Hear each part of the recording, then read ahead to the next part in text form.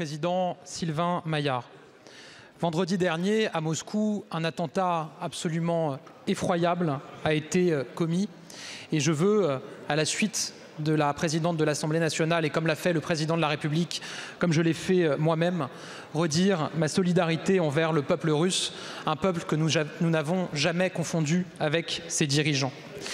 Vous permettrez, Monsieur le Président Maillard, d'avoir un mot spécifique pour ceux qui nous permettent de déjouer ces projets d'attentats.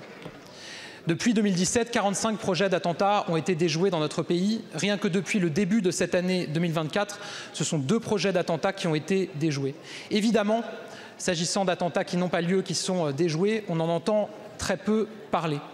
Mais je veux dire que si nous parvenons à déjouer des projets d'attentats sur notre sol, c'est parce qu'il y a des femmes, des hommes dans nos services de renseignement qui agissent dans l'ombre, sans beaucoup de reconnaissance publique, mais à qui nous devons tant pour notre sécurité. Alors oui, Monsieur le Président Maillard, la menace terroriste islamiste continue à planer au-dessus de notre pays. Elle est forte, elle est réelle, elle est présente, elle ne s'est jamais estompée. Et il faut dire le mal qui est face à nous.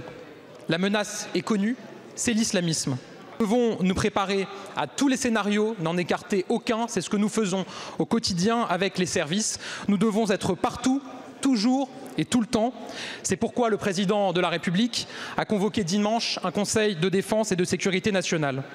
Je le dis, la protection des Français est notre priorité depuis la première seconde. Elle le restera jusqu'à la dernière.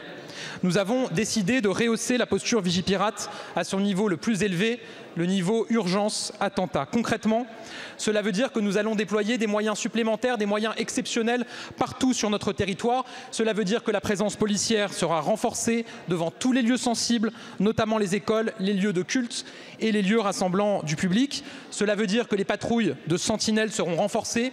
Il y a aujourd'hui 3000 militaires de sentinelles qui sont déployés sur le terrain. Il y en aura désormais 4000 de plus en alerte et prêts à être mobilisés suivant les besoins du terrain. Vigipirate, je le dis, c'est notre bouclier contre le terrorisme islamiste.